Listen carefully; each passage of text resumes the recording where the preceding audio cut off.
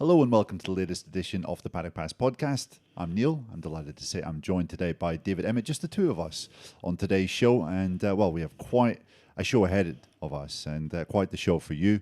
Lots to talk about, lots to get stuck into from the Misano Grand Prix. A day of drama, Dave, and a day of big implications potentially for the championship, you have to say. But before that, how are you? Are you well? And how have you been eating this weekend? Because we've been talking about this right the way through the weekend, that the number of pizzas that we're going to imbibe is going to be pretty mighty, and I'm intrigued to know how you've got on. I would say our pizza intake has been fairly modest. I mean, we had a very fine meal last night, and there was no pizza involved at all. There was even a salad. There was a salad, but I mean, there was salad and chips, neither of which were necessary given the quantities in which the food had been served. Yeah, absolutely. Well, we had a crazy day here at Misano. Obviously, the elements and the weather played their part as well. Marc Marquez taking his second victory in succession. He waited, 1,043 days for that first victory. And then 7. And then another 7 for the second. What do they say about London buses? And he beat Pecco Bagnaia into that first place. Bagnaia coming home second and looking a little bit drained physically afterwards. But Dave, we had packed grandstands here this weekend. We had interest in racing. I'm intrigued to know what your grade is for the San Marino GP. I am going to give it a 7.5 because the sprint race was... it was sort of, mentally interesting, but it was not an exciting race. Today's race was fascinating, but not thrilling. Obviously, there was lots of interest when the rain started to fall. Then there was lots of interest, or there was some interest in whether Pecco Bagnaia was going to be able to catch Marc Marquez, pass Marc Marquez, attempt to pass on Marc Marquez.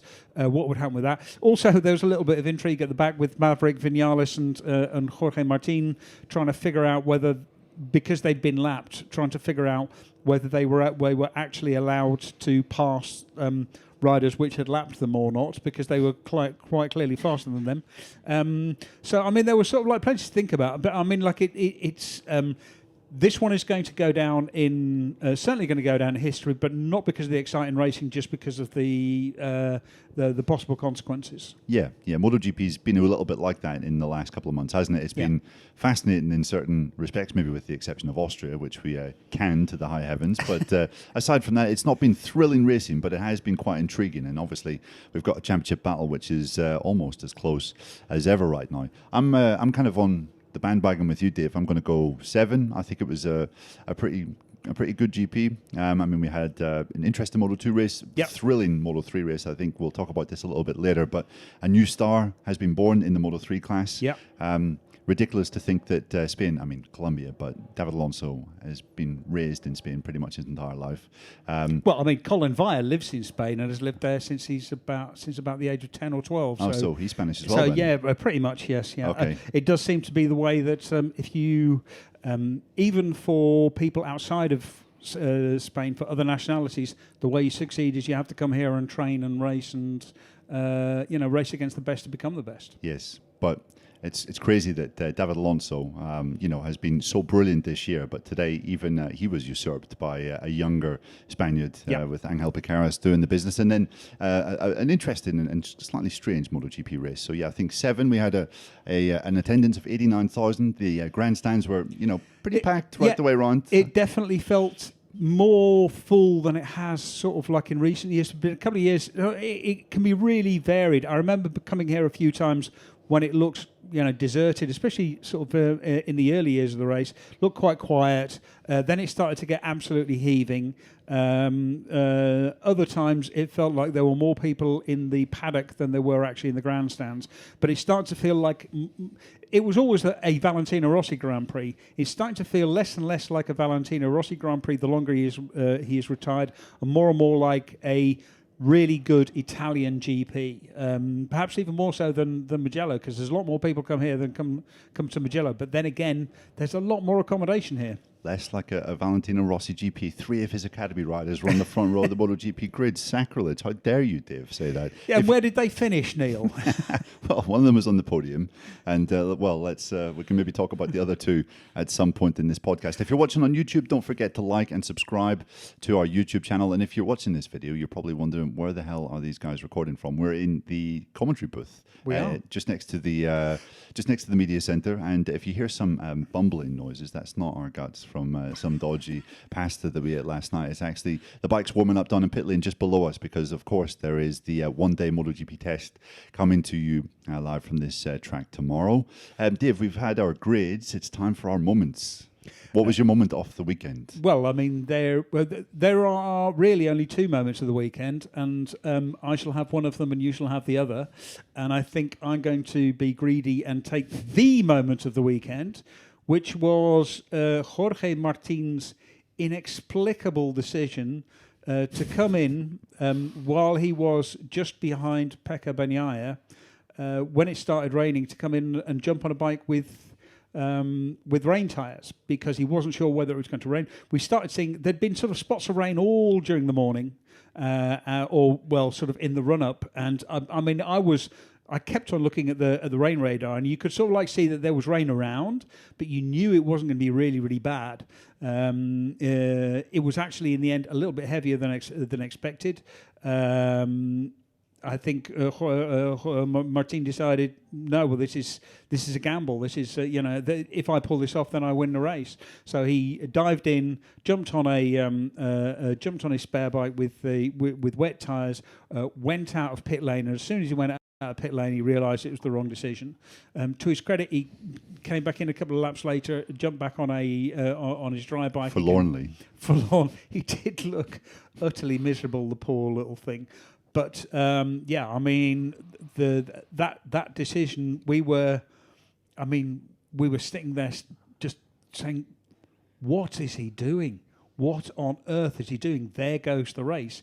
It just seemed like madness. Yeah. We'll come back and we'll obviously discuss this, because it was the big talking point from today's race, Jorge Martin's decision. I'm going to go with something that happened yesterday. Marc Marquez's crash out of qualifying, pushing on at the start of Q2. And crashing out down at turn 15, just losing the front as soon as he tipped in. And he said he was probably just being a little bit too aggressive at that particular point on the track, trying to throw his bike into turn 15 with a bit too much. And at that point you thought, well, that's Marc's chances of victory gone. That's Marc's chances of a podium even gone.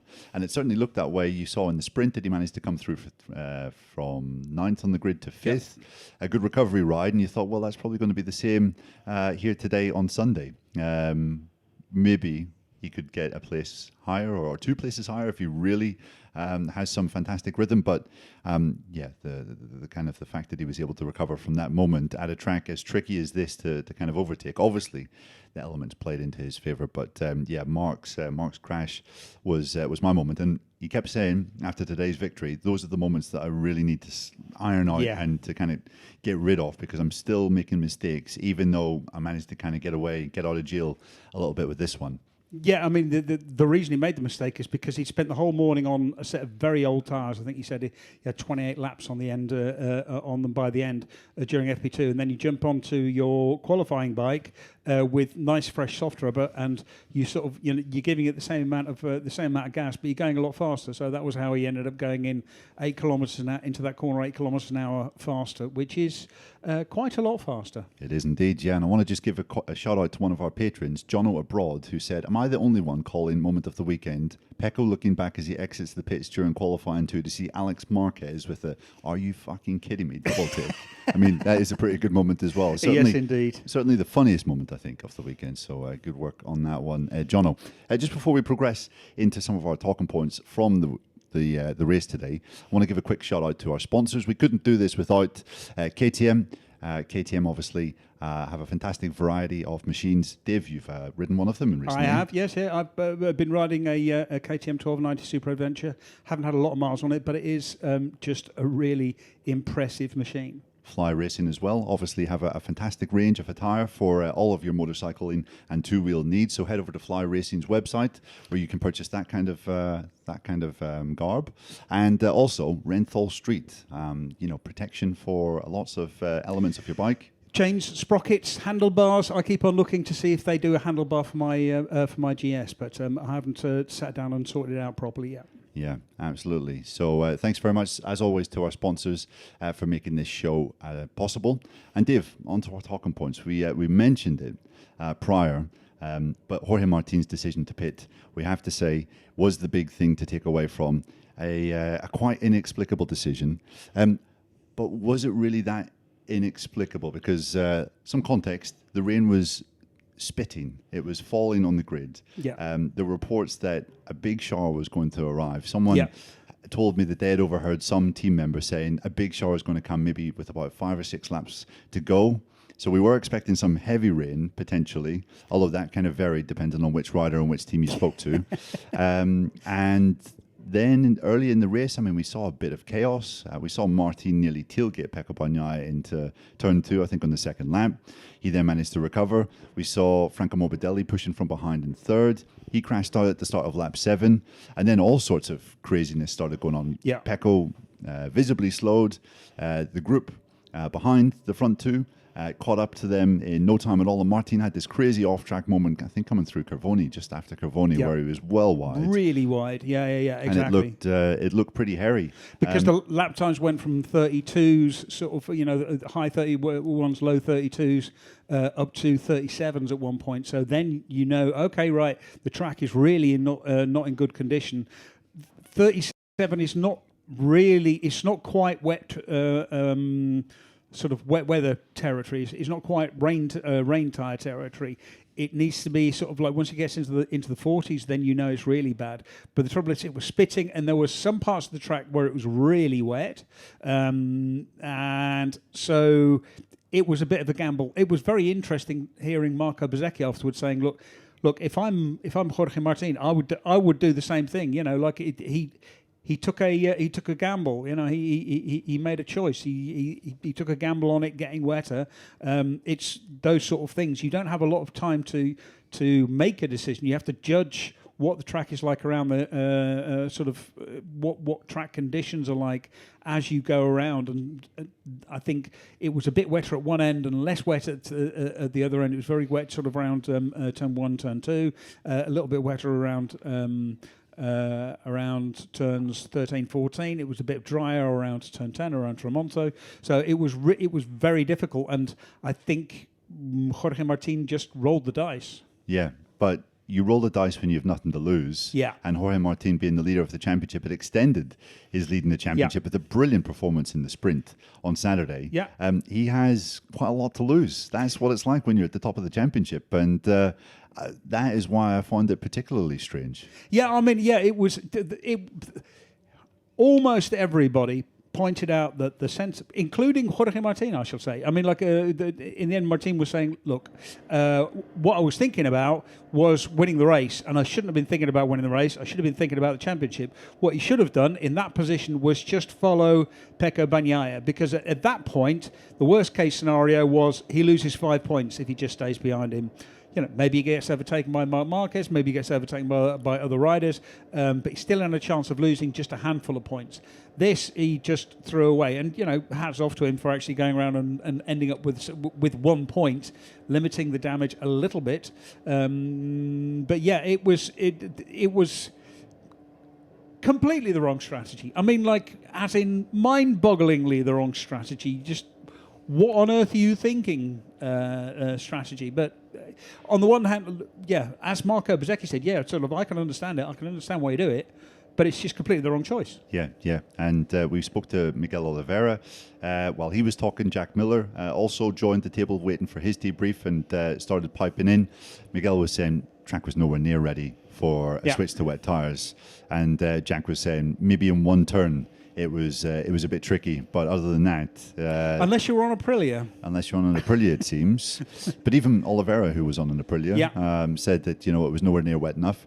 What I found slightly puzzling was the fact that if Martin was ahead and he was trying to be clever, fair enough, he had no reference in front of him. But the fact that his main championship rival was ahead of him, and he still decided to do something slightly different. I mean, if Bagnaia's decision to stay out was the wrong decision, who cares? because you're going to be right behind him, and at most he's going to gain a couple of points in you. Yeah, and if he crashes out in front of you, what you do is go, okay, right, it's really slippery, I better slow down. Yeah.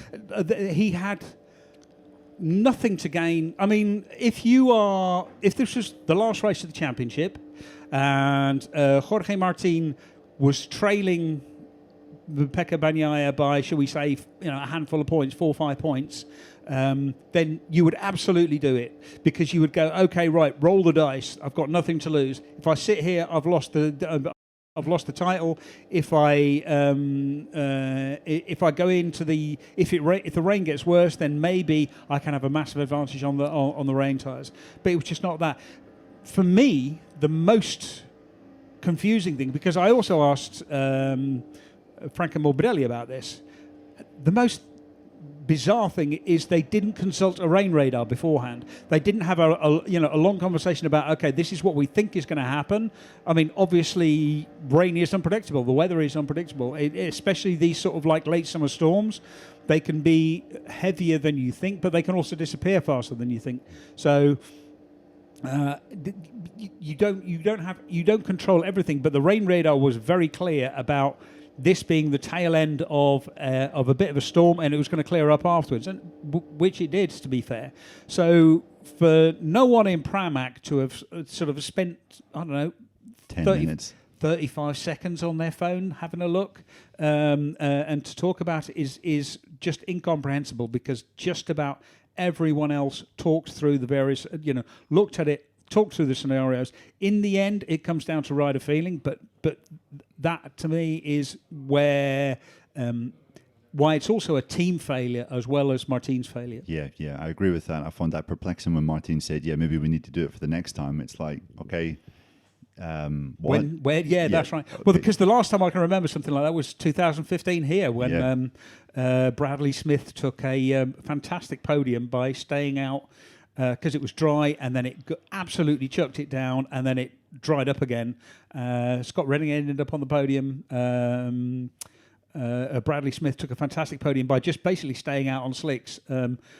He waited too long to come into the pits. By that time, it was just like, oh, I'm stuck. I'm stuck here. And then the rain stopped, and he gained so much time by.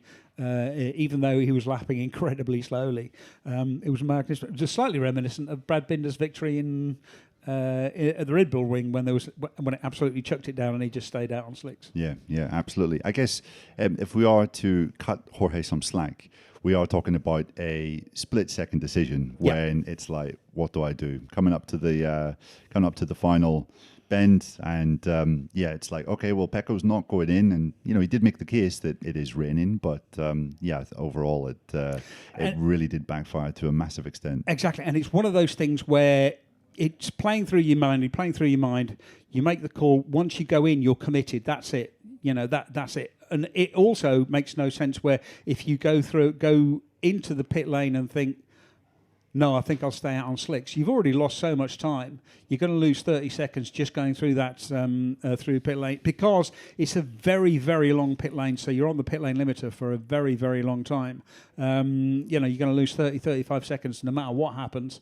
So you might as well jump onto your wet bike once you've committed to going into the pits. That's it. Yeah, absolutely. As Marc Marquez said in the press conference afterwards, you almost need to follow the locals in this kind of situation, because they're the ones that know the track intimately well. And Marc was saying he was taking his cues off Bagnaia. He was like, I'm going to do exactly what Bagnaia does, and that obviously worked out brilliantly for Marc.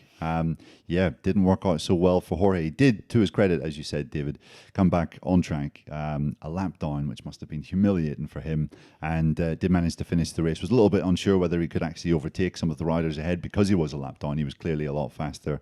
That's something I checked. He is allowed to. You are allowed to, if you have been lapped and you are riding faster than riders who have already lapped you, clearly faster, you are allowed to pass them as long as you go past cleanly and without impeding them.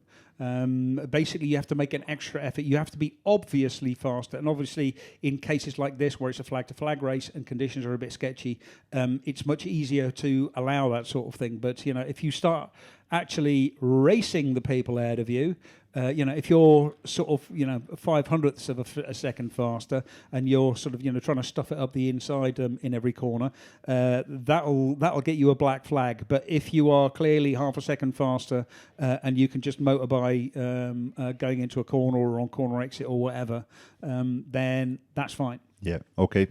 It was Jorge Martin's worst finish in a race since Jerez back in 2022, down in 15th. Do we count this as a DNF? I've just thought about. I mean, because you do, everyone is going to have a whole bunch of.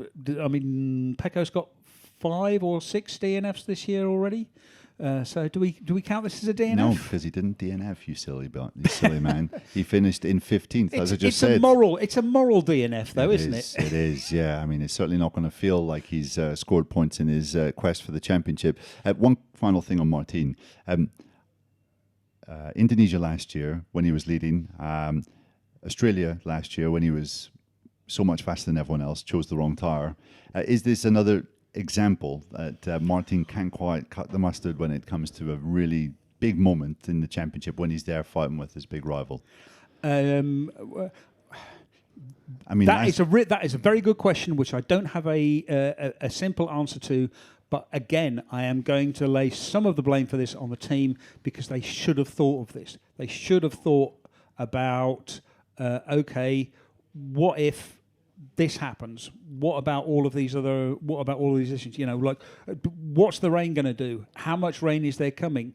And then talk it through with their riders, which they didn't do. And that, I think, again, is also a little bit a defect of a satellite rider. But even satellite riders, satellite teams rather. But even you have good satellite teams and bad satellite teams, and plenty of satellite teams did actually talk through what they were going to do with their riders. Yep. Well, we've talked enough about Martin, I feel. We're going to move on to Marc Marquez, who secured his 61st MotoGP victory today, his 87th Grand Prix victory overall. And Marc just starting to look really, really at one with that bike. I think it was the 3rd race in succession that he said he felt really strong, really competitive, as competitive potentially as Bagnaia and Martin, who is clearly trailing in the first part of the year. It was also Ducati's 10th win in a row and the 18th time that they've locked out the podium in MotoGP history, which is a new record for the Premier class that was previously held by Honda. Ducati now the holders of that record. So further confirmation of their domination in 2024. But Marc, first of all, Dave, I mean, we talked about his recovery from a pretty shabby spot in the grid. What was more impressive, the way that he passed 5 riders in one lap, I think it was on lap 7, or his speed in the second half of the race when, frankly, he just kind of casually pulled away from Pecco Bagnaia? Yeah, exactly. No, he was posting really fast laps at the end of the race. New lap record? Yeah, yes, indeed. I think that what's more impressive is his speed in the second half of the race, because he, passing 5 riders when in sketchy conditions is very much Marc Marquez's thing. It's what he's best at.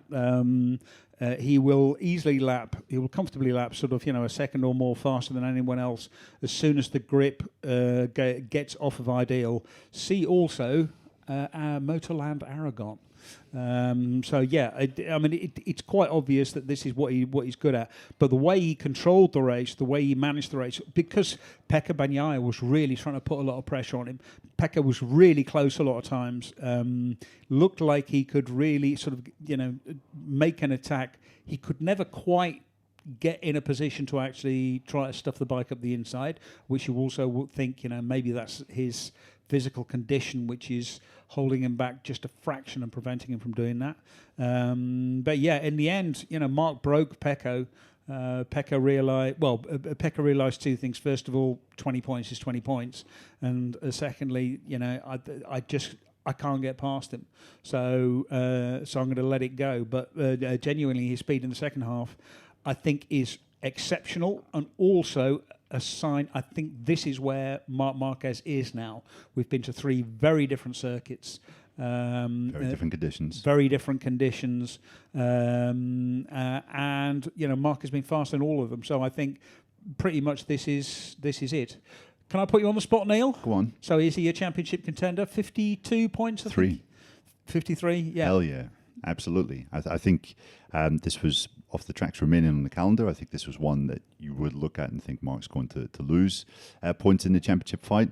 And I think, as I said on last week's show, we're going into the obviously we have another round at Misano, but then we're going into the flyaways where we have conditions like this quite often, where things can get a bit sketchy, a bit rainy. Phillip Island we're going to, which Marc absolutely loves. Valencia. Valencia, which he loves, and where it can be 25 degrees or minus 17. Exactly, and I think you have to at least put him in the conversation. I'm not sure I would count him as favourite just yet, but with this kind of performance and the fact that he beat Bagnaia so convincingly in his backyard, I think talks of just the current confidence that he has, and the fact that he is so strong here, and the fact that this is Bagnaia's track, and Bagnaia was even saying that in those final two lefts of the track he couldn't get close to what Marc was able to do. This is Bagnaia's track, and Marc is already doing that in his first visit on the Ducati MotoGP machine. So impressive stuff. Misano incidentally became the fourth track in Marc's career where he's taken 5 or more wins since he stepped up into MotoGP. Can you name the other 3? Aragon.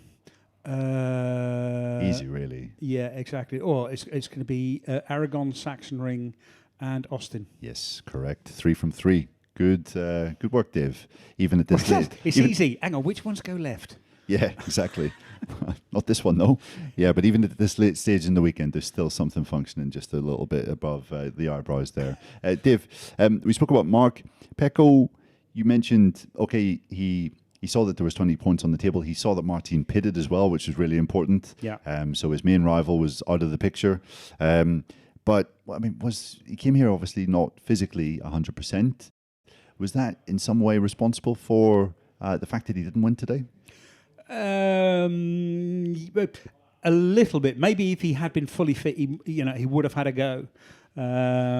He also said, sort of like at the end, as soon as he decided to let Marc go, decided that the victory wasn't there, then things started getting very painful. But that's sort of, to be expected, because you're riding on so much adrenaline, and the adrenaline is just suppressing the pain. Well, the adrenaline, a mixture of adrenaline and painkillers, extremely effective at reducing pain. Almost as good as swearing a lot, which is my preferred method. But that helped reduce that helped keep him going. And as soon as he settled for second, then it became much harder. Things became a lot more painful. It became a lot more difficult for him to focus. I think in these conditions, I think it would have been hard to beat Marc.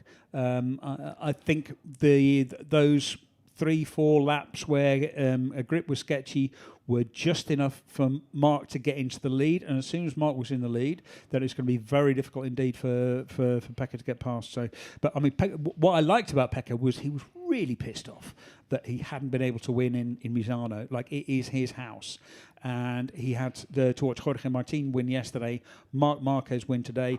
He gained a lot of points in the championship because with 2 second places, but I think those 2 second places were really hurt a lot. Yeah, they will. Although I think today's one will not hurt quite as much as yesterday's. The sprint, you could see how raging and angry Pecco was after the race, that Martin had the temerity to actually pass him off the line and to basically not give up his first position in his backyard, as you said. But good stuff from Pecco, and despite a really complicated weekend in Aragon, he is right back in the mix. And that's kind of what world champions do. It's kind of what Pecco Bagnaia does. You ride him off at your peril. Just when you think he's maybe done and dusted, he manages to find the way back in. Just wanted to a bit like that fictional character, the Terminator. No, you can't compare Pecco to him. It's Jorge Martin. Yeah, but Jorge Martin got terminated. Yeah. Well, he terminated himself, didn't he? Whereas, just when you think that Pecco Bagnaia has been written off, he's lying there underneath a broken motorcycle, and here he is crawling back onto the bike, onto Misano, second place. Got to be impressive. It's got to be impressive indeed, the Peckinator, if you will. The Peckinator, oh yes. That one's definitely going to stick. We're going to go on, Dave, to Franco Morbidelli. It was so nearly a brilliant, triumphant return to Misano for Franco, his first time here on a Ducati MotoGP machine. He had a great weekend up until today, and it was potentially going to be an even better Sunday than it was a Saturday. I mean, he qualified in the front row. He got a first ever sprint podium on Saturday as well. Things were looking great. It's a great track for VR46 Academy riders, and he's on the best bike, so maybe not such a surprise. But what happened in today's race? Well, to put it, the short version is he thought he could win and found out that he couldn't. He said afterwards, look, it's been such a long time since I've won. I wanted to win. I wanted to get a result. Pushed a little bit too hard, trying to catch the front guys and lost it. But it was an impressive weekend for Frankie. He was quite clearly a lot more chirpy than he is usually. He can be quite down and dark, but it's not hard. No, it's not. To be chirpier than usual. No, it's not hard at all. But no, I mean, he just tried too hard, basically. You know, like he wanted a result too much and overcooked it and crashed out. Yeah, and that was nothing to do with the rain, right? It was a little bit before the race. It was in the part of the race when the grip was starting to get a little bit sketchy, but it was before it got properly wet. But it was when it was, there were spots in the air and it was just getting a little bit greasy, and it was at the bit before people were started really thinking about coming in. Yeah. Absolutely. And just behind Franco, we had a decent day on the whole for KTM, despite the fact that Pedro Acosta crashed out of the podium fight early on. It's a real shame that happened, actually, because it would have been really interesting to see just what Acosta could have done in those kind of sketchy conditions. You feel that this kind of bravery would have come to the fore. But as it was, Brad Binder was fourth, in fact. Yes. We also had good rides from Jack Miller in 8th and Paul Espargaro in 10th. And Pedro Acosta, pretty competitive right the way through the weekend. Shoots of recovery for KTM?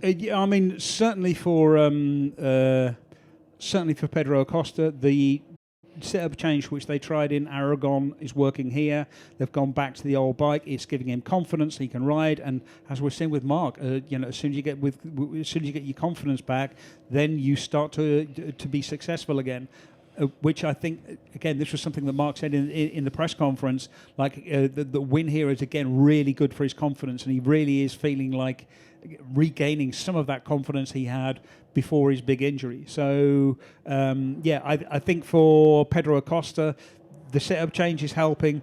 There were sort of shoots of recovery. The thing with the KTMs is the bike is fast on fresh tyres, but after four or five laps, I think it tends to the tyres go away from it or something, and they can't brake the bike the way they used to. They can't accelerate the way that they used to, but it's still good enough to be able to block people behind. They become rolling roadblocks. They become very, very difficult to pass. And I think, that was what you saw. Basically, Brad Binder sat there, made himself difficult to pass, made a couple of good passes himself, but again, exploiting the conditions, also exploiting the nature of the track. The KTM is better at stop and go tracks, so it works well here. It didn't work so well in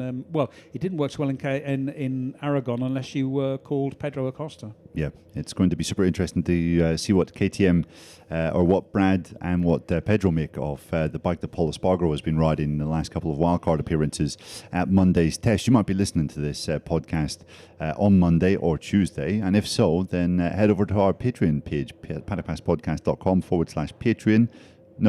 Patreon.com/PaddockPassPodcast. That's right. It's the second time this weekend I've made that mistake. Where you will be able to get a testing update from us. We'll be doing a special show at the end of Monday, maybe the early Tuesday, on what exactly happened at the Misano test. Dave, you're going to be sticking around. I'm not, but I'm going to be looking at your pictures and reading your words.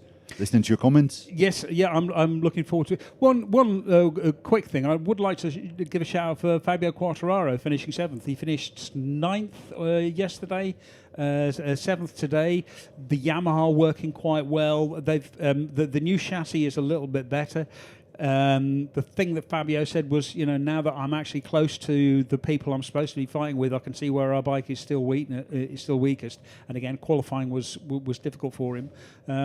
But yeah, I really thought he had a good weekend. And again, he was a little bit chirpier because he's closer to where he's supposed to be. Yeah, it was just good to see him getting stuck in, wasn't it? Yeah. Just as he did in the sprint in Aragon, 8 days ago. So, yeah, good stuff from Fabio. We're going to move on promptly to our winners and losers section of this podcast, Dave. I'm going to go first because the winner might not have been in the MotoGP race, but I thought, well, the rest of the day was Moto3. Now, I know you're going to get all grinchy and complain that the leaders were messing each other up and they were fighting too much and they shouldn't have allowed Angel Piqueras to come back into the fray. Because he had a double long lap penalty. He did, yeah. He turfed poor Scott Ogden off through, I think, turn 13 on Saturday morning, which was slightly unnecessary. Being in the Leopard racing team, which can be almost as contrary as you, Dave, they appealed the decision, and Angel was going into this race feeling that he had been wronged. There's a sense of injustice that hung over the team. Yet, you have to say what Piqueras did, coming from, I think at one point, 4 or 5 seconds back, way out of the victory fight. Yes, the guys up front were scrapping amongst each other, but we're talking about quality riders here. We're talking about Alonso, Holgado, Ortola, the leading names in the championship this year. And for Piqueras to join that lead fight with, 2 laps to go and then to pass, I think, 5 riders in the space of 2 laps was just absolutely sensational. He did it David Alonso on David Alonso. Yeah, I mean, and hats off to Piqueras for his riding. He certainly did ride, yes. I mean, my objection still does stand that he was greatly helped by the fact that the riders at the front were all doing their absolute utmost to not win the race. But yeah, I mean, Piqueras. We've seen Piqueras at other races where he's shown that he's proper quality. So yeah, no, he's an impressive young man. Yep, he is indeed. We'll maybe talk about this in a little more detail on our review show on Wednesday, our discussion show, which you will not want to miss. Keep an eye out on all the podcast channels as well as YouTube on Wednesday for that show.